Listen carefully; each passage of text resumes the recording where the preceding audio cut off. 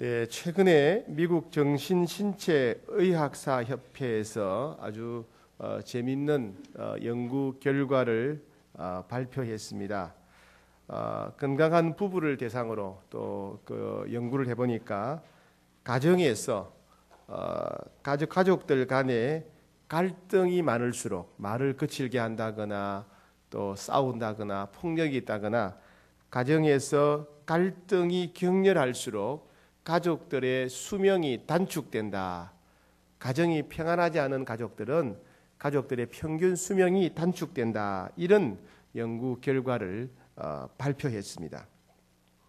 그래서 이 실험에서는 어떻게 하느냐 하면 보통 일반 가족들, 건강한 가족들을 모아놓고 가족들끼리 대화, 토론을 하게 합니다. 토론 주제를 줬는데 돈이라든가 또 휴가라든가 가정 일의 분담이라든가 이런 여러 가지 공부, 숙제 이런 것들, 이런 가정 안에서 가족들 간에 갈등이 많이 일어날 수 있는 그런 주제를 주고 가족들끼리 대화, 토론을 하게 했답니다. 그랬더니 이런 문제를 놓고 돈이라든가 휴가라든가 숙제라든가 가정일 분담 이런 주제를 놓고 토론을 하다가 어떤 가정은 막 싸우고 어떤 가정은 서로 화기애애하게 좋은 결론이 이르는 그런 가정도 있는 겁니다. 그랬더니 두 가정을 비교해 봤더니 서로 싸우고 서로 반항하고 소리치고 서로 정죄했던 이런 가족들의 혈관을 조사해 보니까 특히 심장 혈관 쪽에 플라그라고 하는 그런 석회성 물질 수치가 아주 많이 높아지더라는 겁니다. 그리고 서로 화기애애하게 대화를 진행하던 그런 가족들의 혈관을 조사해 보니까 아까 그 첫 번째 가족들보다 훨씬 더 혈관이 건강하고 또 형통하더라는 겁니다. 그래서 내린 결론은 가정에서 가정 싸움이 많은, 갈등이 많은, 말이 거친, 부부 싸움이 있는, 격한 분위기가 있는 이런 가정일수록 심혈관계통, 동맥경화라든가 심근경색 이런 혈관계통의 질환이 발생할 가능성이 훨씬 더 높아졌다 하는 결론을 내리게 되었습니다. 그러면서 이 보고에서 정신신체의학사협회에서 발표하기를 뭐라냐면 우리가 술을 끊고 금연을 하고 또 운동을 하고 이런 육체를 건강하게 하는 것도 굉장히 중요하지만은 대인관계, 특별히 가족들이 서로 화기애애하고 부드러운 말을 하는 것이 건강을 유지하는 데 굉장히 중요하다 이렇게 발표했습니다. 한마디로 말해서 가족들이 서로 사랑하며 살면 행복하고 장수하게 된다 이런 말씀이죠. 오늘 주님 우리 말씀에 너희는 서로 사랑하라. 너희가 서로 사랑하면 이로써 모든 사람이 너희가 내 제자인 줄 알리라 이런 말씀을 하셨어요. 우리가 서로 사랑하는 것이 예수 믿는다고 하는 증거다 이런 말씀입니다. 우리가 서로 사랑할 때 저 사람은 예수 믿구나 증거하게 된다는 겁니다. 군인들은 전쟁터에서 지휘관이 돌격 앞으로 이렇게 말하면 총탄이 비오듯 쏟아지더라도 앞으로 나아갈 때 순종할 때 진짜 군인이지요. 그죠?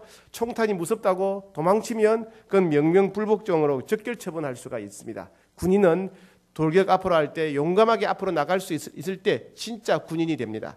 마찬가지로 그리스도인은 그냥 교회 오래 다녔다 혹은 교회에서 직분을 받았다 이게 중요한 게 아니라 가족들, 우리 주변 사람들을 사랑할 때 우리 주변 사람들을 진심으로 사랑할 때 이때 여기서 예수님의 제자고 진짜 그리스도인이라는 것이 증명된다는 것입니다.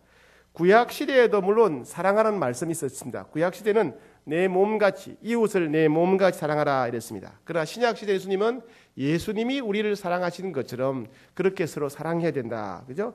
내가 너희를 사랑한 것 같이 너희도 서로 사랑하라 그랬습니다. 그러면 예수님처럼 사랑한다는 게 뭘까요? 예수님은 우리를 사랑하시기 위해서 하늘의 영광과 존귀 보좌를 다 버리고 오셨지요. 그래서 예수님처럼 사랑한다는 것은 자기 자존심을 내려놓고 사랑한다는 것입니다. 가족들 간에 자존심 내세우다가 싸움이 많이 나요. 그죠? 부모나 자식이나 형제나 부부 간에 다 그렇습니다. 사실 자존심 내세우다가 손해보기 싫어서 기분 나쁘다고 억울한 거 못 참고 자존심 내세우다가 싸우는 경우가 많아요. 예수님처럼 사랑한다는 말은 자존심을 버려야 된다, 그런 말씀입니다.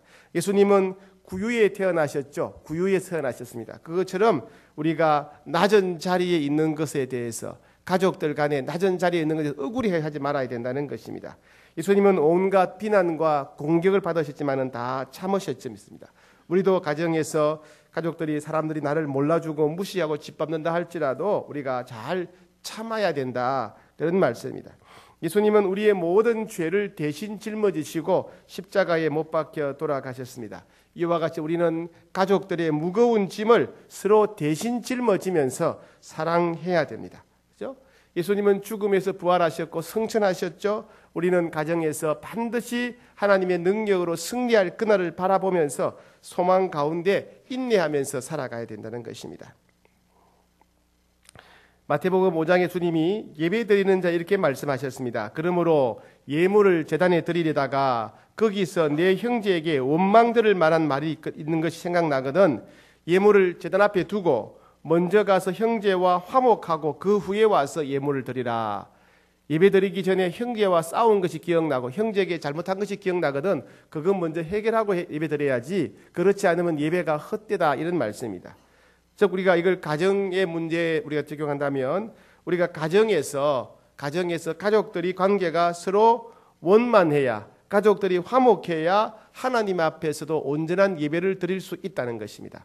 가정에서 부부끼리 싸우고 부모와 자녀끼리 싸우고 형제와 형제끼리 싸우다가 교회에 오면 하나님께서는 그 예배를 기쁘게 흠양하지 않으신다라고 말씀하시는 겁니다. 이와 같이 주님은 우리들에게 다른 사람 이웃을 사랑하되 주님이 우리를 사랑하신 것처럼 사랑하라고 그랬습니다.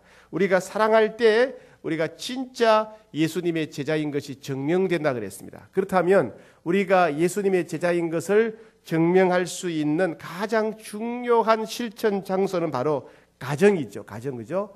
우리는 가정 생활을 보면 이 사람이 진짜 그리스도인인가 아닌가, 이 사람이 진짜 예수 믿는 사람이 아닌가 알 수 있다는 것입니다. 부부 관계를 통해서, 부모와 자녀와의 관계를 통해서, 형제와 형제와의 관계를 통해서 볼 때 이 사람이 진짜 그리스도인이구나 아니구나 알 수 있다는 거예요. 그래서 가정생활 따로 교회 와서 아무리 성경 끼고 다니고 교회에서 아무리 직분을 받는다 할지라도 가정생활이 원만하지 않다면, 자녀를 대하는 태도나 부모를 대하는 태도나 부부를 대하는 태도가 온전하지 않다면 그것은 온전한 그리스도인이다, 예수님의 제자다 할 수 없다는 말씀입니다. 자, 그렇다면 가정에서 우리가 어떻게 서로 사랑하느냐가 예수님의 제자임을 증명한다 그랬는데, 그럼 가족들을 어떻게 우리가 사랑해야 되겠습니까?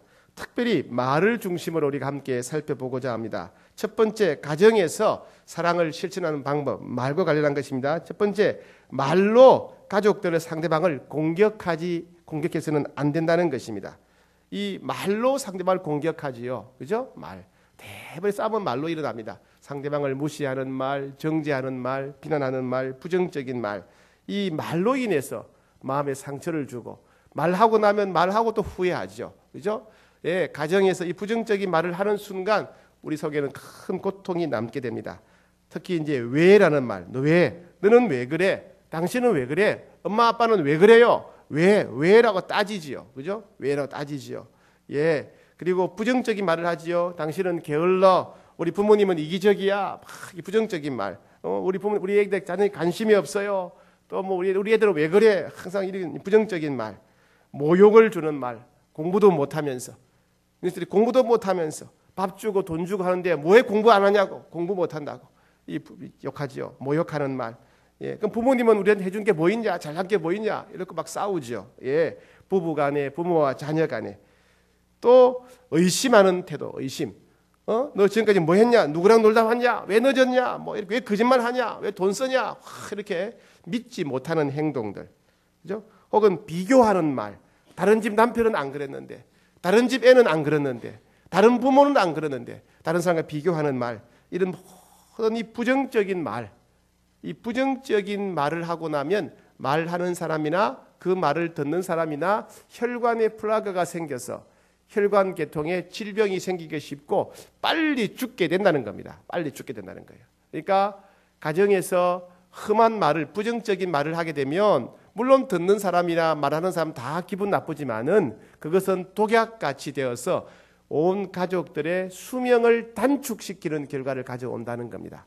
아무리 주부가 가족들을 위해서 맛있는 보양식을 해준다 할지라도, 아무리 아버지가 가족들을 위해서 좋고 유익한 가정 환경을 만든다 할지라도 험한 말 하고 나면 그 말 하는 사람이나 듣는 사람이나 혈관에 플라그가 생겨서 생명이 단축되는, 독약을 먹는 그런 일이 벌어진다는 겁니다. 두 번째는요, 우리가 적극 해야 될 말은 뭐냐면 위로하고 격려하는 말을 많이 해줄 수 있어야 됩니다. 위로하고 격려하는 말, 그죠? 위로하고 격려하는 말을 하는 반대로 독약이 아니라 보약이 되겠지요, 그죠? 어떤 우리 교회는 집사님입니다. 제자 훈련하고 사역 훈련하고 은혜를 받고 보니까 내가 잘못 살아왔구나. 내가 특히 내 가족들에게, 특히 우리 남편에게 내가 너무 함부로 해왔구나. 자기를 돌아보게 되었어요.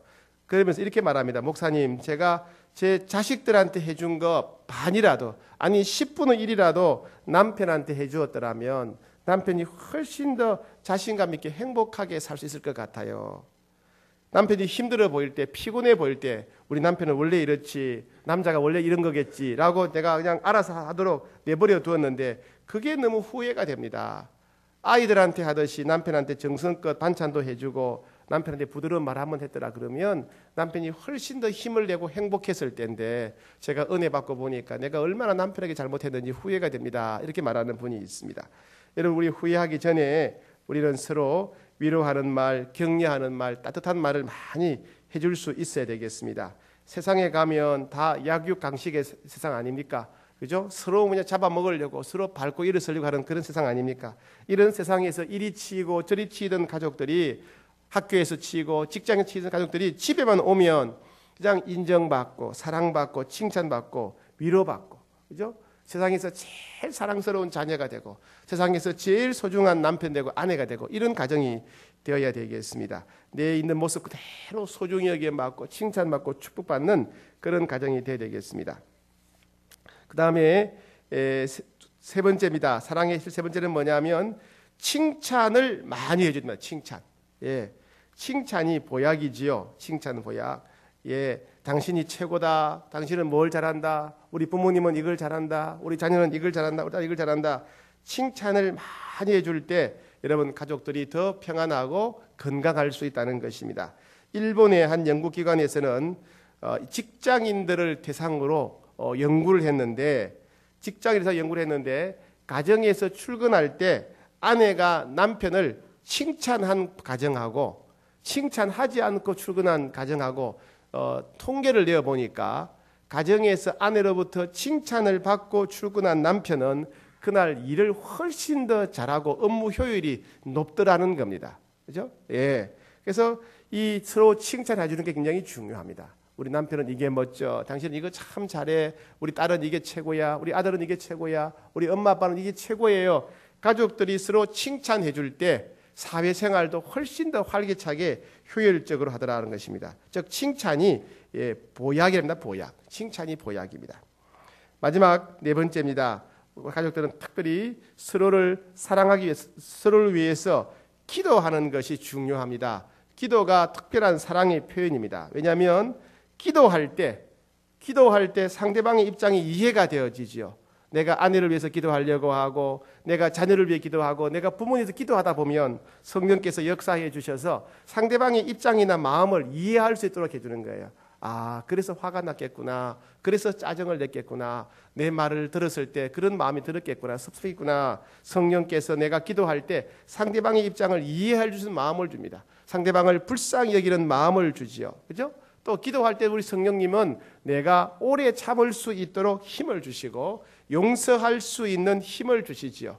기도할 때 상대방에게 가장 좋은 것을 하나님께서 내려주시고 부어주시게 됩니다. 그래서 가족들을 사랑하는 최고의 방법은 기도하는 것이라고 할 수 있습니다. 여러분 하루 중에 시간을 따로 떼어서 특별히 가족들을 위해서 기도하는 시간을 가지셔야 됩니다. 아무리 돈을 많이 벌어다 주고 아무리 맛있는 음식을 해준다 할지라도 아무리 효도한다 할지라도 내가 가족을 위해 기도하는 것보다 더 좋을 수가 없어요. 가족을 위해 기도할 때 하나님은 우리의 사랑이 더 진실해지고 더 성숙해지고 더 영향력이 있는 효과적인 사랑할 수 있도록 도와주시는 겁니다. 여러분, 가족들을 위해서 시간을 떼어놓고 기도하셔야 됩니다. 5월은 가정의 달인데 여러분, 다른 모든 것보다 가족을 위해 매일 시간을 떼어놓고 기도하기로 하는 그런 결단이 있기를 축복합니다. 5월뿐만 아니라 평생 내가 다른 무엇보다도 내 아내를 위해서, 남편을 위해, 자녀를 위해, 부모를 위해 내가 기도하겠다. 매일 시간을 떼어놓고 기도하겠다. 그렇게 결단해서 여러분의 기도를 통해서 온 가족이 행복하게 되기를 축복합니다. 여러분, 아무리 가족들을 위해서 보양식을 사주고 산삼뿌리를 사준다 할지라도 우리가 말을 함부로 하게 된다면 우리는 가족들한테 독약을 먹이는 것이 아닙니까? 그죠? 예. 산삼도 먹이고 독약도 먹인다면 결국 화학 반응이 일어나서 더 힘들어지지 않겠습니까? 네. 아무리 좋은 거 먹이는 것보다 정말 가족들에게 따뜻한 말, 친절한 말, 위로하는 말, 축복하는 말, 이 말이 우리에게 최고의 보약이라는 사실을 알아야 되겠습니다. 부부 관계도 그렇습니다. 부모와 자녀와의 관계도 그렇고 형제와의 관계도 그렇습니다. 그래서 이 말로 가족들을 보양하고 말로 가족들을 축복하고 또 말로 가족들에게 축복의 통로가 되는 여러분 되기를 축복합니다. 여러분 한 사람 한 사람 때문에 예수님을 제대로 믿고 예수님의 제자답게 살려가는 여러분 때문에 여러분 모든 가족들이 행복하게 되기를 축복합니다. 예수 믿는 사람들의 가정은 행복할 수밖에 없습니다. 예수 믿는 사람들의 가정은 행복해야 됩니다. 그죠? 행복할 수밖에 없어요. 우리가 제대로 믿지 않으니까, 우리가 믿는 사람답게 살지 않으니까, 우리가 예수님 말씀대로 순종하지 않기 때문에 우리 가정이 세상 사람들하고 수준이 비슷하게 되는 겁니다. 사랑하는 여러분, 분명히 말씀드립니다. 예수님을 제대로 믿는 가정은 세상 사람들과 비교할 수 없을 만큼 행복할 수밖에 없어요. 행복해야 되는 겁니다. 행복해야 되는 겁니다. 가정 중에 한 사람이라도 예수 믿는 사람이 있다면 가정은 행복할 수밖에 없는 겁니다. 예수님 제대로 믿으셔야 됩니다. 예수 믿는 사람답게 사셔야 돼요. 교회에서가 아니라 가정에서 예수 믿는 사람답게 사셔야 됩니다. 그렇게 된다면 성령께서 분명히 역사하셔서 우리 한 사람, 예수님 제대로 믿는 우리 한 사람을 통해서 가정에 놀라운 은혜의 역사가 임하게 될 것입니다. 우리 때문에 기쁨이 나타날 것이고 우리 때문에 평강의 강물이 흐르게 될 것입니다. 그렇게 가정에서 축복의 통로로 쓰임받는 예수 제대로 믿는 여러분 되기를 축복합니다.